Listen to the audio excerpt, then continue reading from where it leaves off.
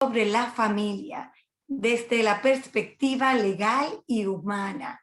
Saben ustedes que el próximo sábado 15 de mayo se conmemora el Día Internacional de la Familia, una fecha para seguir creando conciencia sobre el valor fundamental que juega la familia en la educación de los hijos e hijas, sobre todo en esa primera infancia. Hoy tenemos el honor de contar con una abogada especialista en Derecho de la Familia, como es la licenciada Catherine Mato, con que nos une una amistad muy hermosa de hace muchos años. Catherine es egresada de la Escuela de Derecho de la Universidad Pedro Enríquez Ureña. Es magíster en Procedimiento Civil y Derechos Humanos. Pertenece a la directiva de nuestras amigas de ADME, la Asociación Dominicana de Mujeres Empresarias. Es también miembro de la Asociación de Abogados de Familia y de la Asociación de Juristas de Familia Internacional. Ella ha tenido toda una trayectoria desde que fue procuradora fiscal adjunta, como coordinadora del Departamento de Niños, Niñas, Niños y Adolescentes. Eso es de la Fiscalía del Distrito Nacional, donde allí la conocí con una labor excelente. También trabajó en litigación en la Unidad de Violencia de Género, fue consultora jurídica de FEDOMU, también fue asesora legal del Tribunal Superior Electoral, actualmente socia fundadora de la firma Matos Mateos y Asociado, que se encarga de dar un apoyo a la familia en lo que es la guarda, la pensión alimentaria, divorcio, todo lo que tenga que ver con derecho de familia. Y hoy no se pueden perder esta intervención importantísima donde ella nos va a estar hablando sobre el concepto de familia, los tipos de familia, hasta de crianza positiva, que tanto se necesita en estos tiempos en que vemos que lamentablemente los conflictos, muchas familias los resuelven a través de la violencia. Y es lo que la Fundación Vida Sin Violencia no quiere que siga sucediendo, sino que la herramienta del diálogo, de los acuerdos, dependiendo de las edades que tengan, que no haya esos castigos físicos, sino una negociación en la manera de educar para fomentar esa sana convivencia con la que merecemos todas y todos vivir. Pues sin más preámbulo, le agradezco nuevamente la conexión a ustedes. Recuerden que este espacio estará siendo grabado y va a estar disponible para volver a nutrirnos de toda esa sabiduría que tiene esta abogada especialista en derecho de familia. Estará en nuestro canal de YouTube, gracias a nuestro asesor tecnológico que nos acompaña, Miguel Montero, y nuestra asistente administrativa de la Fundación Vida Sin Violencia, Wendy Candelario. Y antes de darle la palabra a Catherine, su mayor empresa, su mejor escuela, es su linda familia, integrada por Luis Tomás, de 10 años, Amelia, de 7 añitos, y su esposo Tomás. Un abrazo para ellos, Catherine. Gracias, doña Yanira. Gracias a la Fundación Vida Sin Violencia, al equipo que le acompaña. Felicitarlo por la labor que realiza hace más de 10 años, con amor, entrega, compromiso para la sociedad dominicana, siempre aportando valores, principios y siempre preocupada por esa estructura adecuada de la familia. Usted y su esposo, el doctor José Manuel Hernández Peguero, junto a su familia, un ejemplo de la sociedad que nos ha servido de guía a muchos. Así que agradecida, honrada de estar aquí y de que usted nos preste este escenario para poder compartir orientación que esperamos que sea de mucho provecho. Sin más, voy a proceder a compartir con ustedes la presentación que tengo para el día de hoy, que es en relación a la perspectiva legal y humana de la familia. Aquí la tenemos, la voy a agrandar para que podamos seguir el contenido. Bueno, hablar de familia es hablar de un tema cotidiano, es hablar de un término muy común, tan común y tan manejado que muchas veces pasamos por alto la importancia que tiene el tema. Hablamos comúnmente de la familia, sabemos el concepto que encierra como su valor en la sociedad y en la formación del individuo, pero precisamente por esa cotidianidad y esa simpleza que vemos en la familia, pasamos por alto la gran responsabilidad que tenemos de formar seres humanos y sobre todo de responder de manera efectiva y afectiva a esos miembros de la familia que nos soportan cada día, que nos apoyan, y la rutina, probablemente el exceso de trabajo o de compromisos, nos hace que obviemos el comportamiento que estamos teniendo con las personas que convivimos. Los hijos generalmente son los que reciben y sufren esa falta de atención, y es importante que estos temas se retomen porque lejos de crear un patrón de familia perfecta sería injusto que yo pretendiera desde mi propia vivencia pretender que ese sea el patrón, el único patrón admitido, papá, mamá, hijos. Sabiendo que la familia puede ser muy diversa y que todas tienen el valor de formar personas y de apoyar en su entorno. Entonces, por eso vamos a conocer hoy, vamos a refrescar algunos conceptos sobre familia, sobre los tipos de familia, el rol de la familia y su importancia en la formación del individuo. La Constitución Dominicana la define como el fundamento de la sociedad y el espacio básico para el desarrollo integral de las personas. Se constituye por vínculos naturales o jurídicos y por la decisión libre de un hombre y una mujer de contraer matrimonio o por la voluntad responsable de conformarla.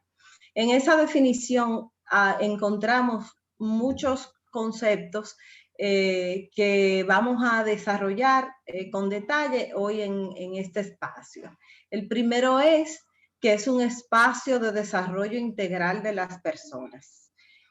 Con esa gran responsabilidad asumimos formar familia, sabiendo que nuestros hijos nos van a ver siempre como modelos, como un patrón a seguir.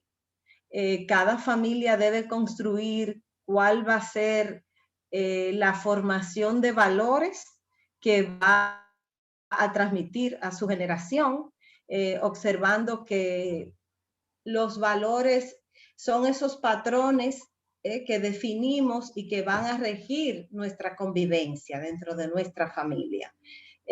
Por eso decía al principio que no quiero juzgar si son buenos o malos, son las reglas del juego dentro de cada familia, y válidos y aceptados dentro de esa familia si no ocasionan un daño al desarrollo de cualquiera o de uno de sus miembros.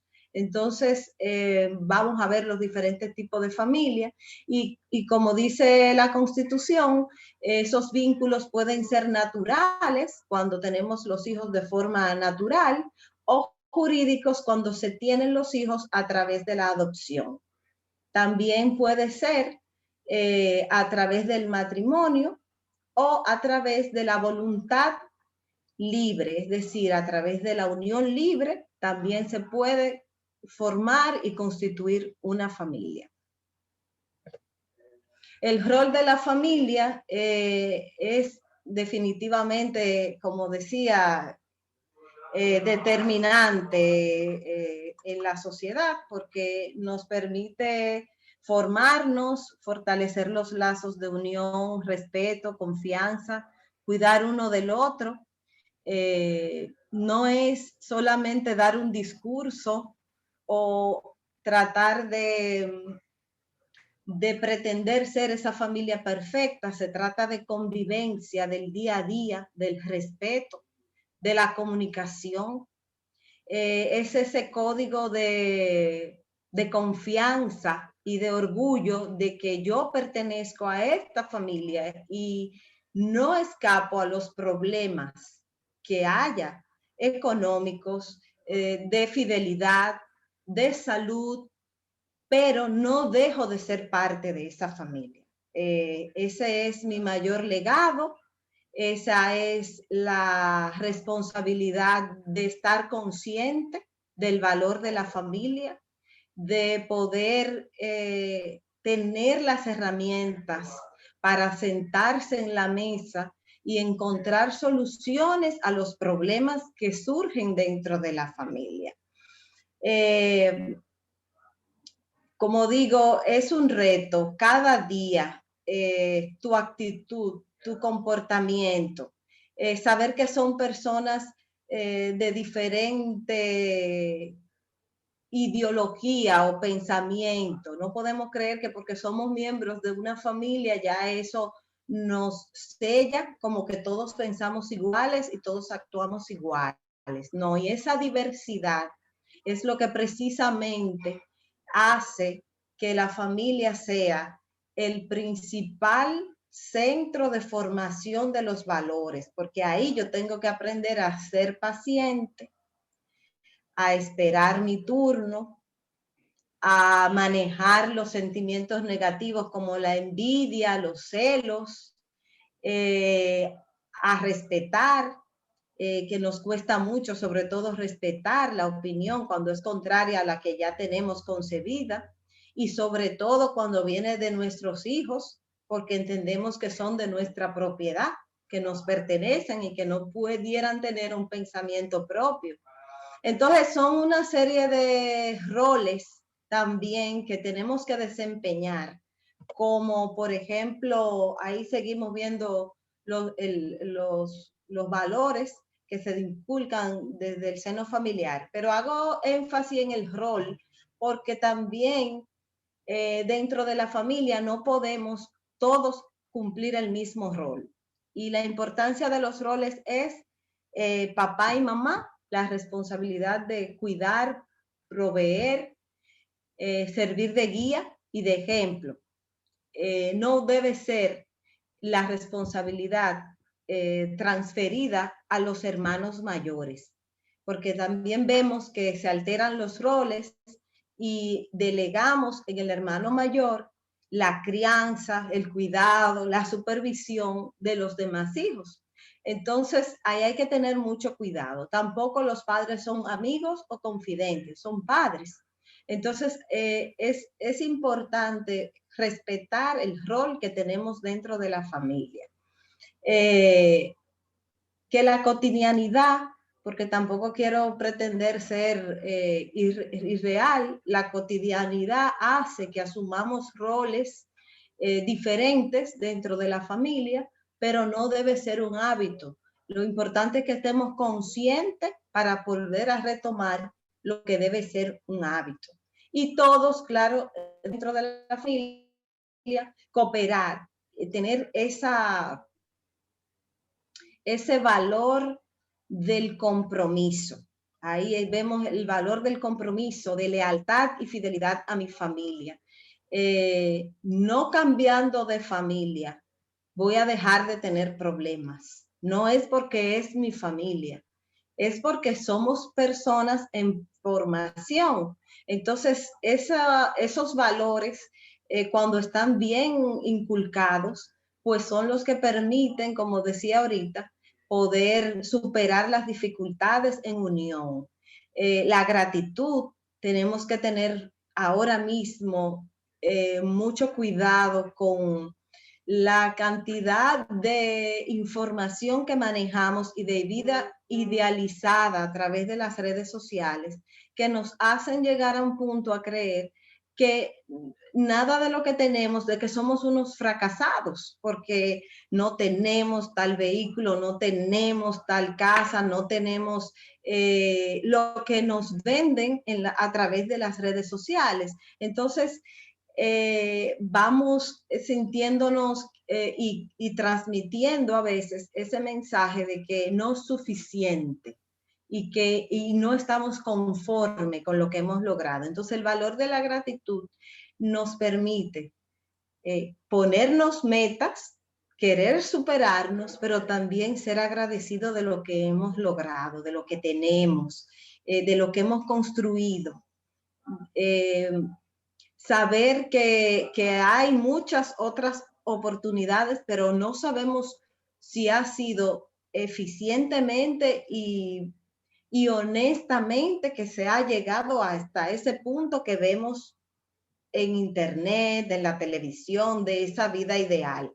Entonces, ese valor es muy importante transmitírselo a los hijos y uno mismo fomentarlo, la gratitud. Doy gracias por todo lo que tengo. Y sobre todo porque lo he construido dentro de la unidad familiar.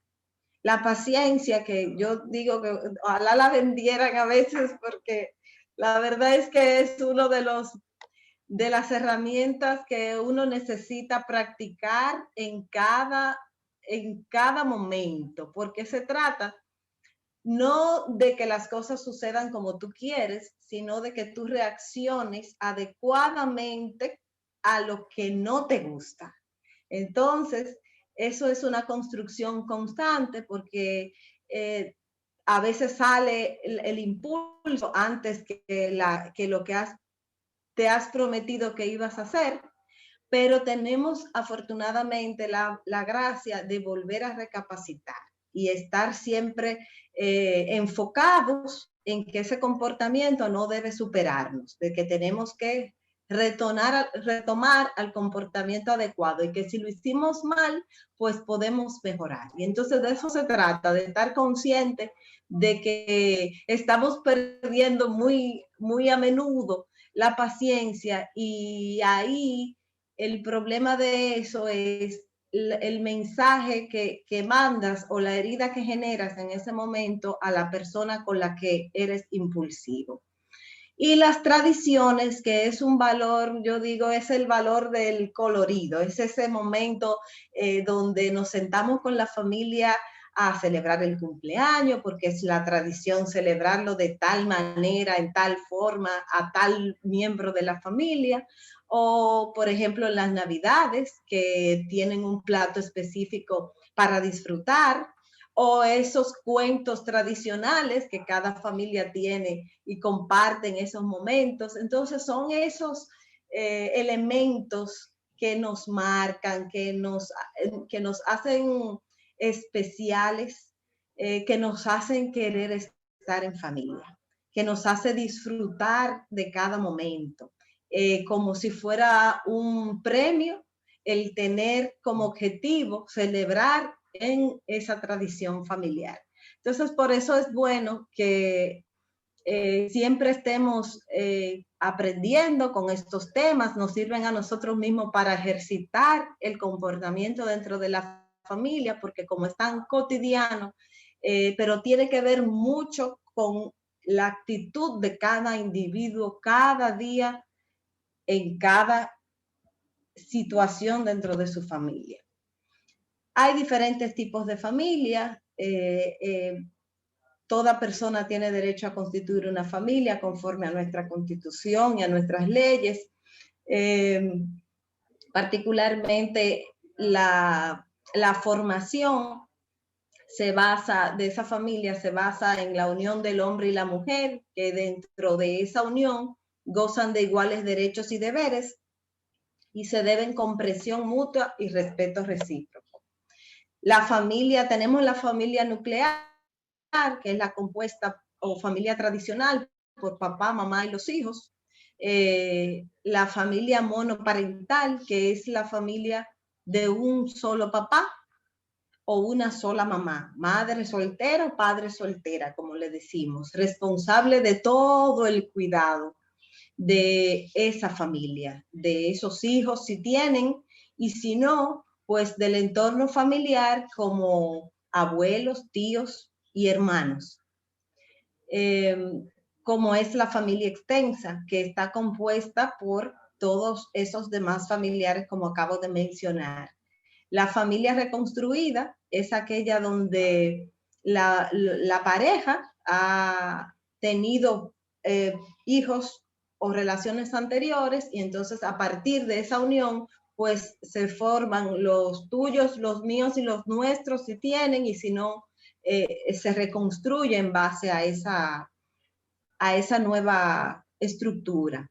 La familia de padres separados es diferente a la familia monoparental. La familia de padres separados, aunque en la práctica viven separados, están divorciados o separados, pero no hay una separación de la responsabilidad del hogar.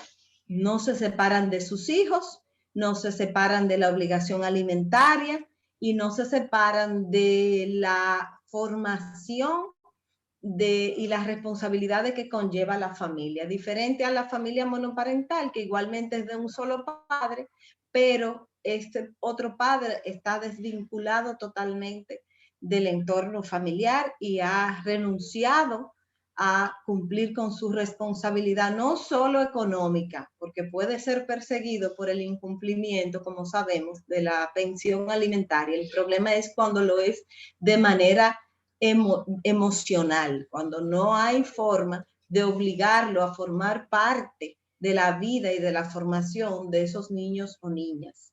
Es la parte más triste. Y también tenemos lo que es la familia homoparental, que son las parejas del mismo sexo que deciden vivir bajo el mismo techo, sea con hijos adoptivos o algún otro familiar.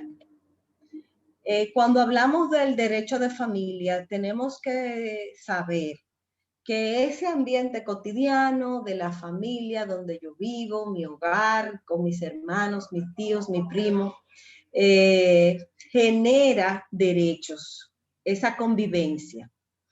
Desde que nos casamos o pasamos a vivir a un grupo familiar, como vimos que puede ser diverso, pues comienzan a generarse derechos y deberes. En el matrimonio es muy importante que la pareja defina, hable, se siente a hablar sobre el manejo de las finanzas del hogar. No podemos simplemente pasar de la etapa del enamoramiento a la etapa de a vivir juntos con ese enamoramiento, que está muy bien, sin asumir la responsabilidad de lo que son las obligaciones. Hay que pagar agua, hay que pagar luz, hay que ir al supermercado, hay que comprar cosas en la casa, hay que tener un seguro médico. Bueno, llegó la realidad, entonces hay que sentarse a hablar de cuál va a ser el aporte económico a esa estructura familiar. Si no lo hacemos, esas diferencias al final traerán un conflicto, porque o habrá uno que aporte mucho económicamente y otro que no se vincula a nada, y como no se vincula, no tiene el valor, ¿verdad? El concepto de valor de lo que cuestan las cosas y de lo que cuesta reponer las cosas en el hogar. Entonces, en esa diferencia, pues puede haber un conflicto. Igualmente, con la responsabilidad en la crianza de los hijos. A mí me toca llevarlo a tal sitio, a ti te toca cooperar de esta manera, vamos a distribuir el tiempo, porque no puede una sola carga, ni de un lado ni del otro. Esa es la organización que debe haber dentro de una familia. Cada quien la ajustará a sus propias circunstancias, no hay nada específico, pero sí tiene que llegarse y hablarse en esos términos. ¿Cómo se van a manejar las finanzas? Si habrá una cuenta, si habrá una tarjeta de crédito, o cómo se rendirán las cuentas o las finanzas para saber cuál es el propósito o el proyecto de vida. Y ahí voy a hacer una anécdota, porque en una ocasión recibí un señor que acudió a mi despacho con el problema de una deuda. Él quería recuperar una deuda que lo habían engañado, pero él tenía la prisa de que fuera antes de tal fecha, porque en esa fecha él había acordado con su esposa una actividad y ella contaba con esos fondos, pero esos fondos no estaban, porque él había dispuesto de ellos para una transacción comercial a la cual le quedaron mal, y entonces él se centraba básicamente en la solución de su matrimonio y de su problema, en la recuperación de la deuda. ¿Qué pasa? Que la importancia del enfoque desde un punto de derecho de familia es que no se puede ver como una deuda puramente civil. Además de las acciones que hay que tomar, usted tiene que ver, aportarle a la persona la orientación para que busque el apoyo emocional y confíe en su esposa, porque solo él no iba a poder manejar la situación por mucho tiempo. Aún recuperará ese dinero. Ya hay un elemento de confianza y de lealtades que se ha roto. Entonces, eso es lo que hay que reparar. En derecho de familia, eso es lo primero que hay que reparar. Y conjuntamente con eso, entonces, junto con la persona que quizás tenga otra idea o le haya llegado la solución por otra vía, pero hay que integrarlo, porque si no, esas deslealtades van llevando a un estrés que es inmanejable dentro del entorno familiar. La verdad es que son situaciones difíciles, tristes, que nadie se propone, pero que es la realidad que surge a veces en los hogares. Con relación a las uniones de hecho y el matrimonio, básicamente me voy a centrar en explicar lo que es la administración de los bienes, porque ya desde el punto de vista constitucional se reconoce la unión de hecho, que genera derechos dentro del matrimonio, y también se reconoce el trabajo doméstico como parte del aporte a la contribución a la comunidad. Pero en el matrimonio contamos con regímenes matrimoniales establecidos por la ley, donde nos dicen de qué forma podemos administrar los bienes, mientras que en las uniones de hecho no tenemos esas especificaciones, y que aunque usted pueda alegar un derecho sobre los bienes adquiridos durante esa unión, no tiene la facilidad jurídica para probarlo que lo tiene un matrimonio. Eso es, lo voy a dejar ahí porque eso sí que nos tomaría bastante tiempo poder explicar. En relación a lo que es el reconocimiento de paternidad, otro de los puntos sobre el derecho de familia, tenemos que irnos, ¿verdad?, al momento del nacimiento. Toda persona tiene derecho a un nombre, a su apellido, a ser declarado oportunamente, a poseer un registro de nacimiento, su acta de nacimiento y los documentos de identidad que pueda operar socialmente. Entonces, la madre, con el parto, pues puede declarar al niño o niña y obtener un acta de nacimiento, pero el reconocimiento es por parte del padre, quien puede hacerlo de manera voluntaria a través de un acto jurídico, de un documento presentado a la Oficialía del Estado Civil, o puede ser judicial a través de una sentencia, cuando la persona se niega o cuando entiende que hay alguna duda sobre la paternidad, pues se utiliza ese procedimiento. Y ahí hago un punto pequeño con relación a la importancia del reconocimiento por el asunto del apellido. El apellido del padre, que recientemente conocimos sobre la decisión del Tribunal Constitucional, en la cual retoma un punto que ha estado siempre ahí, legal, y es este. La ley establece que el acta de nacimiento dirá los datos, su nombre, ¿verdad? Vemos que dice en la mía Luisa Caterine, hija de los señores Alberto Matos, Luisa Mateo. Entonces, por costumbre, no porque la ley lo indique, por costumbre y por el orden en que ha sido ubicado, yo soy Matos Mateo. Y cada documento es Luisa Catherine Matos Mateo. ¿Qué pasa? Algunas personas deciden que o prefieren que el primer apellido que figure sea el de la madre. Entonces, en ese orden no hay una ley que lo obligue, sino que se ha hecho por tradición y costumbre. Fíjese que lo hago en la parte del reconocimiento porque no estoy diciendo que no figurará el nombre del padre, sino que la sentencia se refiere al orden, a la ubicación, y que sea libertad de los padres decidir cuál será el orden que ubicará en el acta de nacimiento el apellido. Pero definitivamente tiene que haber un orden, porque no puedo aparecer hoy Matos Mateo y mañana Mateo Matos. Tiene que haber un orden dentro de mi estructura familiar. El tradicional, el que tiene siglos, es el del padre y la madre que conocemos. Y por eso generó esa discusión pública, la decisión, pero no decide ni obliga a nadie a hacer nada. Con relación a simplemente hace esa mención de esa situación que se da y que siempre ha estado ahí.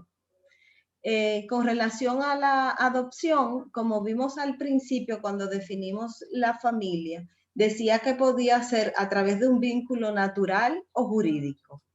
La adopción es ese proceso mediante el cual se crea un vínculo jurídico por medio de una sentencia y después de haber agotado un proceso de unos requisitos exigentes, entonces, y evaluaciones, como por ejemplo que el adoptante no puede ser 15 años menor que el adoptado, debe haber alguna diferencia de edad, y otros requisitos. Entonces, para que esa persona pase a formar siendo hijo de esa familia.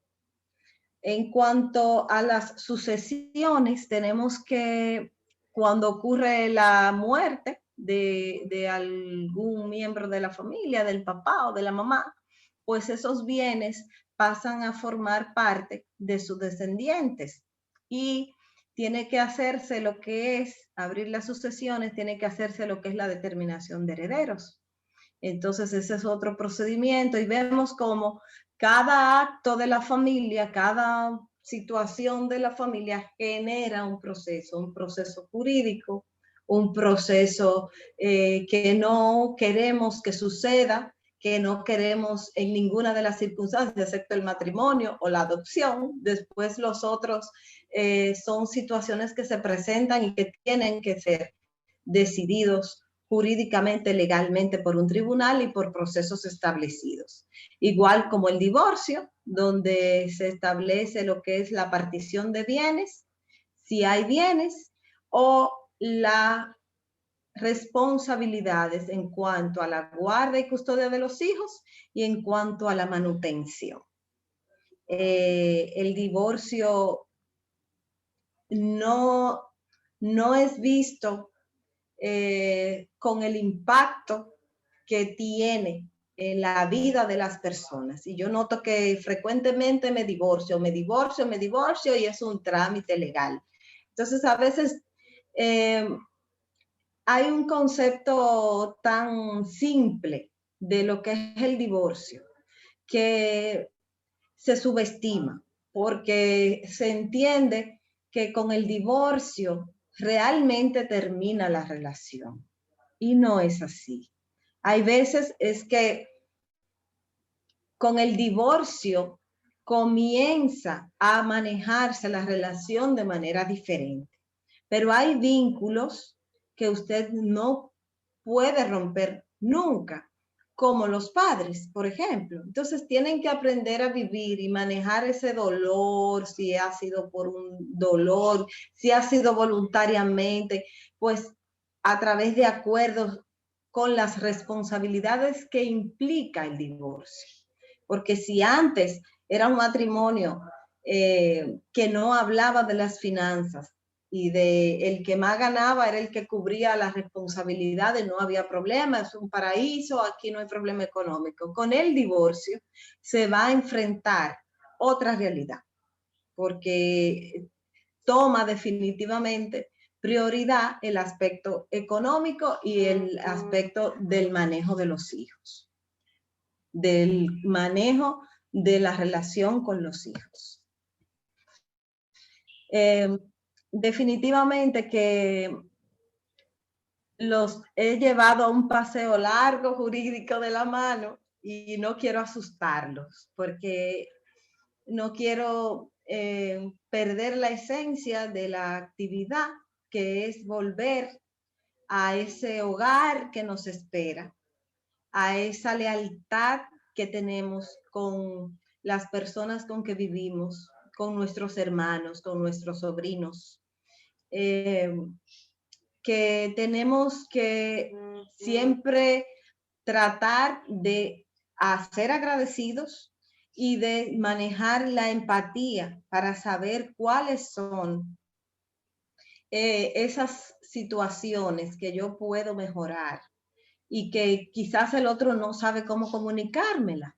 Entonces, ahí es donde tenemos que trabajar y siempre tenemos que trabajar. No pretendo excluirme del aprendizaje de esta charla, ni pretendo vender un modelo de crianza o de familia perfecta, porque no existe.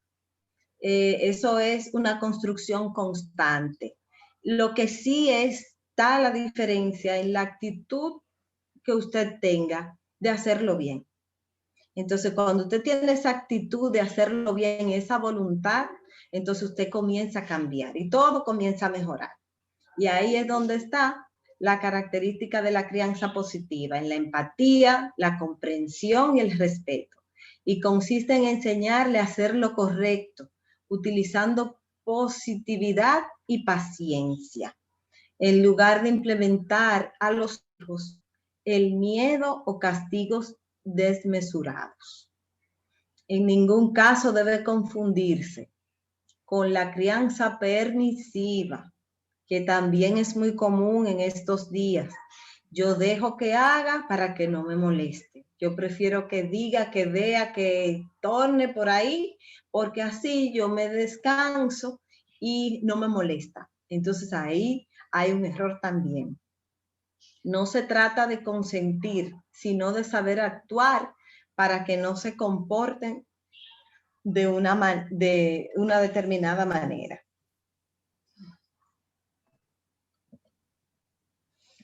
Es muy fácil, como digo, se ve muy fácil, pero el trabajo es día a día, es constante, hay que estar supervisando de manera efectiva.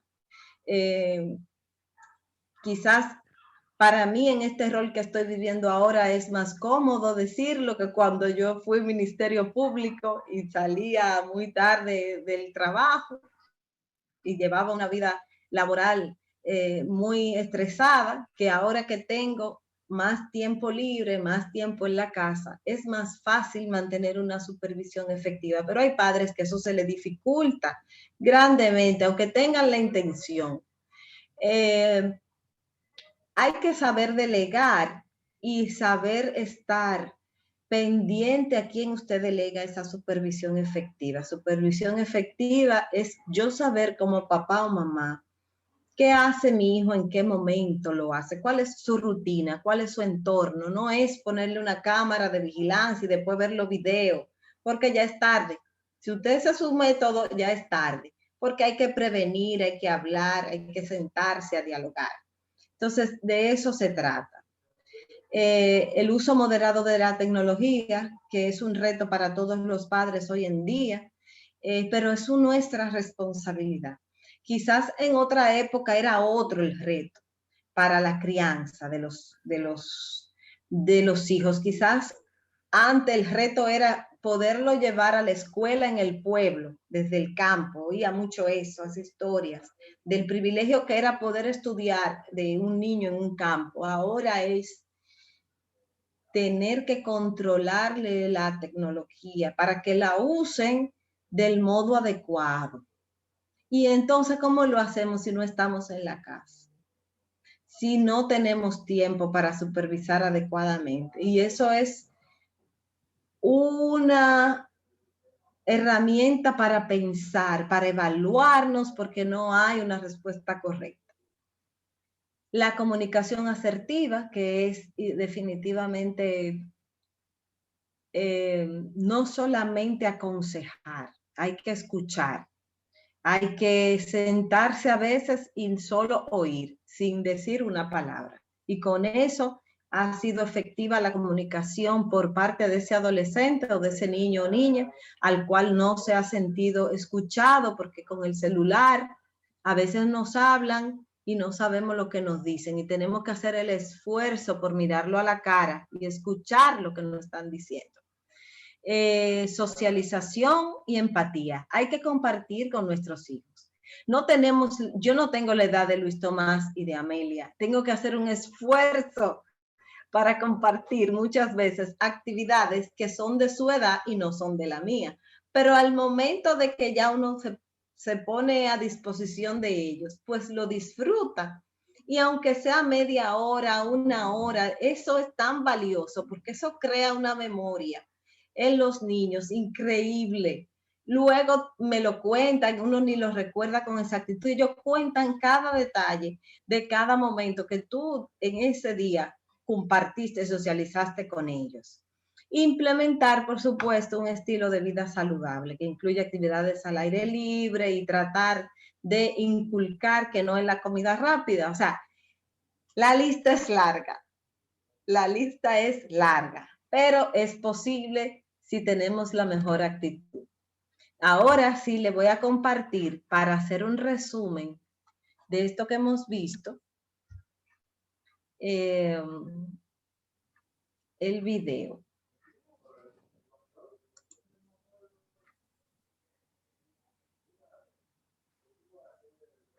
Vamos a ver.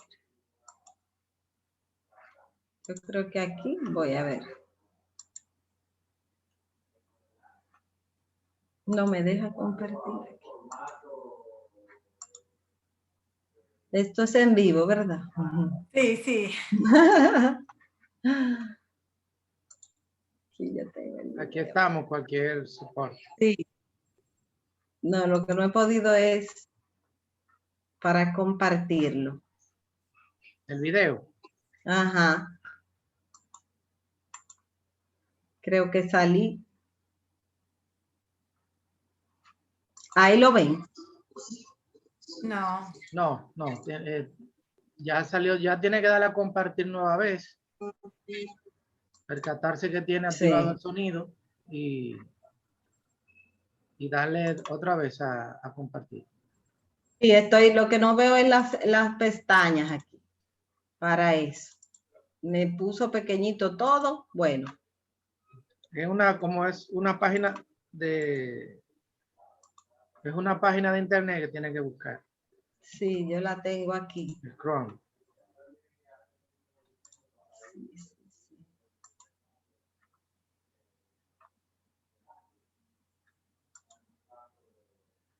Pero que no.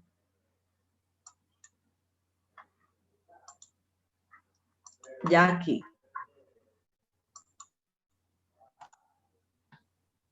Ahí va a compartir. Ahí está. Hemos heredado la crianza de nuestros padres. De la misma forma, la repetimos con nuestros hijos e hijas, y así de generación en generación.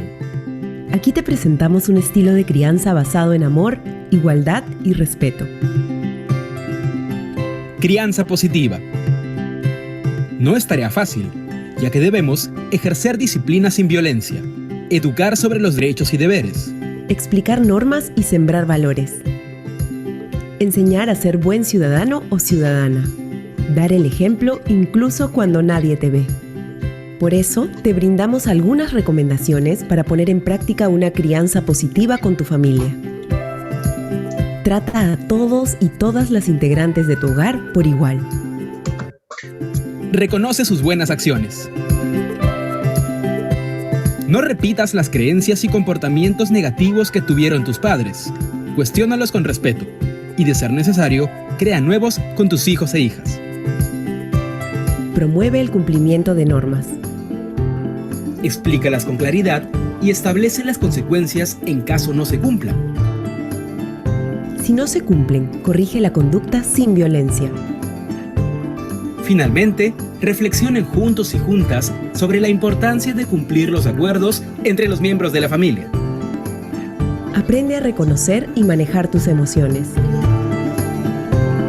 Cuando te sientas con ira, no la descargues inadecuadamente. Reconoce tus emociones en el momento del conflicto o problema. Tiempo fuera. Dirígete a otro lugar donde puedas sentir calma y tranquilidad. Cuando regreses, escucha lo que dicen y sienten tus hijos e hijas. Di lo que sientes con sinceridad y asume responsablemente tus actitudes negativas y emociones sin culpar a otros. Recuerda que las emociones te pertenecen a ti y debes expresarlas de manera correcta. Anímate a aplicar nuestros consejos y promueve una crianza positiva en tu familia que genere ciudadanos y ciudadanas responsables, respetuosos de las normas para vivir en igualdad y libres de violencia. Ok, yo creo que ahí pudimos ver en resumen lo que acabamos de compartir con ustedes y que definitivamente nos deja el reto de poder ser mejores cada día en la formación de nuestros hijos y en la formación de lealtades dentro de nuestro círculo familiar. Definitivamente esa es la principal herramienta con la que contamos para poder ser mejores. Así es. Bueno, Catherine, inmensamente agradecida de toda tu enseñanzas muy prácticas, muy objetivas. Dijiste algo que siempre debe quedar en la memoria de nosotros los padres y las madres, y es que somos ejemplo y debemos predicar con el ejemplo, porque nuestros hijos e hijas siempre aprenden más por lo que ven que por lo que podemos decirle en teoría, que muchas veces puede ser contradictorio. Y te decía antes de iniciar esta charla que recientemente un estudio realizado por la Plan Internacional a través de la antropóloga Taira Vargas hablaba que todavía en hoy el 49% de la familia utiliza la pela para corregir una conducta, entendiéndose como algo positivo cuando no es así. ¿Qué no podrías abundar sobre ello? Así es, lamentablemente la cultura que se nos ha impuesto es de que el golpe o la mano dura, la pela, es el mejor psicólogo. Y esas expresiones hay que desmontarlas, porque definitivamente que no es a la fuerza, no es con el golpe que se va a cambiar la conducta. Al contrario, muchas veces se resiste al cambio cuando es a través de la violencia. Es un reto para los padres aprender a desmontar esa cultura de la pela. Hay que hablar mucho, hay que demostrar mucho que no es efectiva, y se demuestra mucho que no es efectiva a través del testimonio de los mismos hijos criados positivamente, a través de la educación de los colegios. Ahí es donde hay que llegar a insistir, porque es muy cómodo, es muy rápido, sale incluso espontáneamente el golpe y la pela, y los resultados como sociedad lo estamos pagando. Lo estamos viendo en una sociedad violenta, entonces no es que es lo más cómodo, es que no es lo más efectivo. Ahí hay que seguir con el trabajo que ustedes hacen, doña Yanira, que veo en los colegios, en los barrios, llevando información. La tarea es grande. Así es. Si alguien de los presentes quiere hacer alguna pregunta, este es el momento. Si no, también te voy a hablar, uno de los errores también que como padres y madres cometemos es etiquetar a nuestros hijos e hijas. Muchas veces escuchamos madres decir, ay, ella es la tímida, él es el terrible. Y hemos, bueno, vivido experiencias en colegio donde niñas nos dicen, mi mamá dice que yo no sirvo para nada. Entonces, la palabra siempre decimos que tiene mucho poder. Y sobre todo la autoestima, trabajar la autoestima de los hijos, que saber que si hacen algo bien hay que aplaudirlo, hay que reconocerlo, que no está mal que aplaudamos a nuestros hijos, que no es ser permisivos, es mostrarle que la vida no es dura, ni difícil, ni tiene por qué ser fuerte, no, la vida es agradable y es bueno hacer las cosas bien. Entonces, quitarle un poco de presión social a esos estereotipos que nosotros tenemos en la cabeza y que hemos visto en la novela y en las redes sociales y que no son reales. No es una familia real, no es una actitud real. Entonces, tenemos que bajar un poco de esas expectativas y aumentar la autoestima de nuestros hijos. Si no son considerados buenos dentro del parámetro familiar, ¿dónde lo van a hacer? Así es. No serán en ningún escenario seguros. Tenemos que nosotros fomentar eso. ¿Y por qué no son buenos? Son buenos en muchas áreas, quizás no en la que nosotros esperamos o hemos concebido, pero tenemos que aprender a valorar lo que tenemos, a ser gratos con lo que tenemos. Estimulando la fortaleza que tienen. Doña Francia de Medina. Buenas noches, Catherine. Buenas noches, doña Francia, un placer. Gracias de su vero. Óyeme, óigame, lo que yo noto, que ese asunto de las pelas es a un nivel social bajo, porque existen hoy en día, no hay un nivel medio, donde o la clase media alta consiente mucho los hijos, y entonces la clase baja es donde existe más violencia. ¿Por qué? Porque no tienen el marido que lo atiende, viven sin la comida, se viven en un estado de agresividad permanente. Entonces tú te encuentras con niños de la clase media que entran, no te saludan, que te contestan. Antes, cuando tú ibas en la casa, tú recibías a todos los amigos de tus hijos y esos niños te respetaban. Tú le llamabas la atención, pero ya los hijos de los nietos, uno no puede llamar la atención porque ellos te agreden. Tú sabes, se sienten que tú lo estás corrigiendo. ¿Por qué? Porque en su casa no lo ayudan, no le corrigen. Entonces lo consienten mucho. Entonces es algo que hay que insistir en nuestra clase, donde los niños también, como usted dijo, tiene que haber respeto, las gracias. Yo fui ayer a un edificio donde vive mi hija y había un jovencito y yo le saludo y el niño ni saludó, se fue por la escalera para no montarse en el ascensor y yo le dije a la muchacha mía, pero ¿y qué es esto? Sí, usted tiene razón. Hay dos tipos de crianza o varios tipos de crianza. Todo va a depender los valores en lo que la familia elija fortalecerlos. Eh, no hay esa empatía, esa humildad en saber que todos somos iguales, que hay que respetar, no importa la condición económica del otro, pero sobre todo el respeto a los mayores, el respeto a esas tradiciones, a esos consejos que uno escucha y que usted tiene que escuchar sin responder, que es lo que tenemos que fomentar también, no hacer lo que se nos diga en todos los aspectos, pero sí aprender a respetar.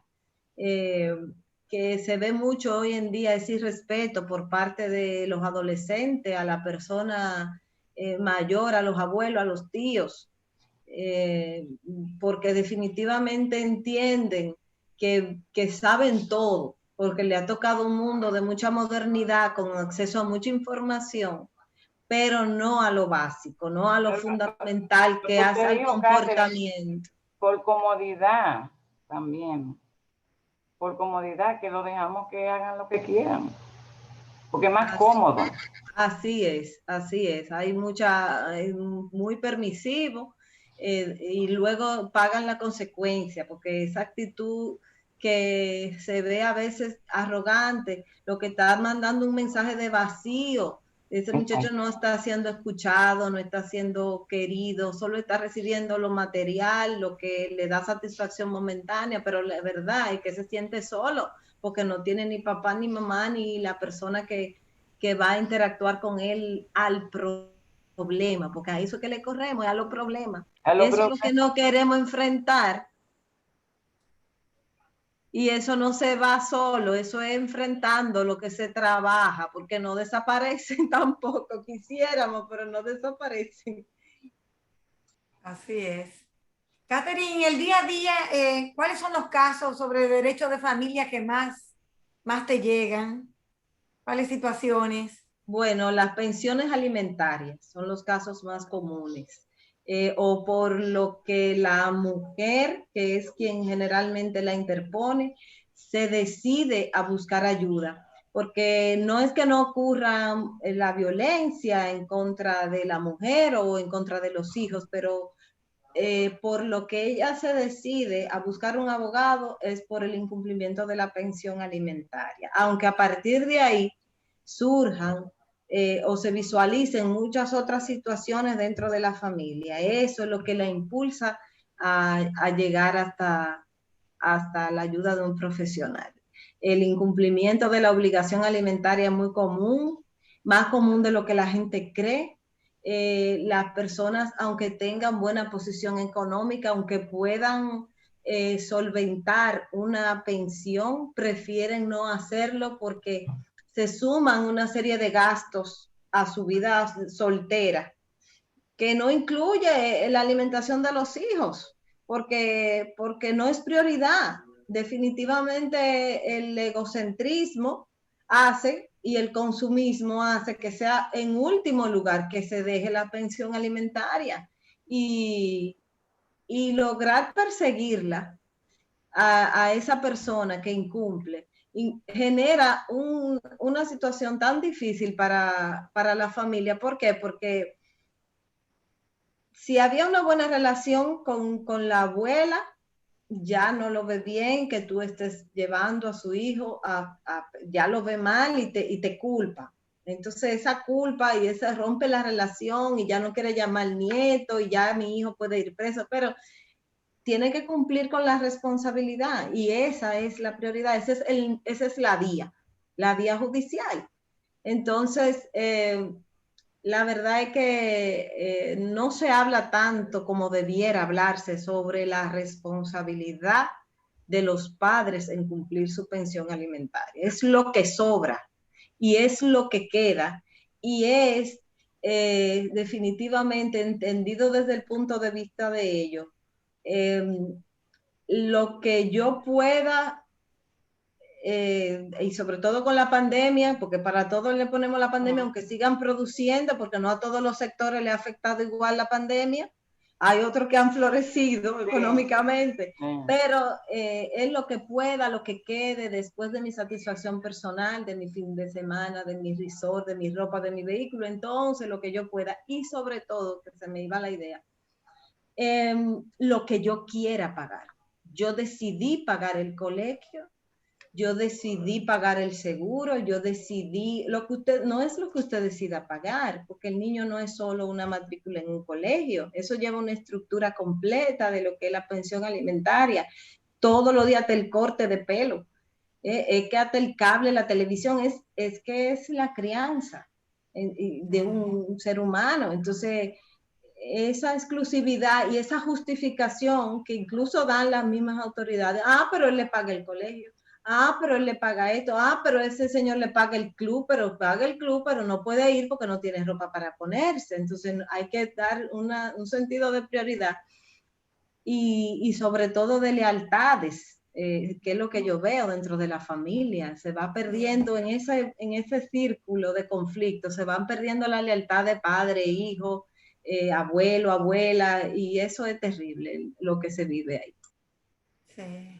No, que se dice que en muchos casos, así como abandonan a la esposa, abandonan también los hijos y las hijas. Sí, lamentablemente eso ocurre. Vimos dentro de los tipos de familia, hice énfasis en esa que era monoparental, que le dejan toda la responsabilidad a la madre generalmente, y conforme a las estadísticas así, a la madre, y incluso lo hacen con uno y te justifican en un tribunal que no tienen ingresos para cumplir con esa responsabilidad, pero forman otra familia. Entonces, si usted no tenía dinero para cumplir con esta responsabilidad primaria, ¿cómo pudo formar otra familia con otros hijos? Y todo, que se lo permitió. Y ahí es que tú observas cómo, si lo ves tú, imagínate el dolor que le ocasiona a un hijo tener que ver que su papá le cuesta cumplir con su obligación. Eso es terrible. Así es, así es. Bueno, si no hay alguna otra pregunta, cualquier inquietud que tengan, pueden comunicarse a nuestro correo funvidasinviolencia@gmail.com y con gusto nos comunicamos con la especialista, la abogada especialista en Derecho de la Familia, Catherine Matos, para proporcionarle la respuesta. De nuestra parte, Catherine, 1.000.000 de gracias. Siempre contigo aprendemos, eres una profesional muy comprometida. Dios te bendiga. Gracias a usted, Joven, eso es recíproco. Con tan excelente trayectoria de vida. Ay. Olvidé decir que eres columnista del Nuevo Diario. Y ay, sí, gracias, doña Yanira. Cada lunes con un artículo en Derecho de Familia súper especial. De verdad que muy honrada de tenerte, Catherine. El placer es todo mío y gracias a todas ustedes. Yo estoy a la orden siempre y bueno, ya usted sabe que ese cariño es recíproco, es admiración. Gracias. Pues recordándole a todos y a todas que este espacio será grabado y gracias a Miguel Montero y Wendy Candelario estaremos contando con esta conferencia en nuestro canal de YouTube, Fundación Vida Sin Violencia. Te agradecemos la conexión y seguiremos aportando nuestra semillita de paz desde nuestra entidad. Gracias, doña Verónica, Marilis, Mercedes, Fiona, mis compañeras, por participar. Gracias. Gracias. Buenas noches, bendiciones. Amén. Doña Francia, gracias.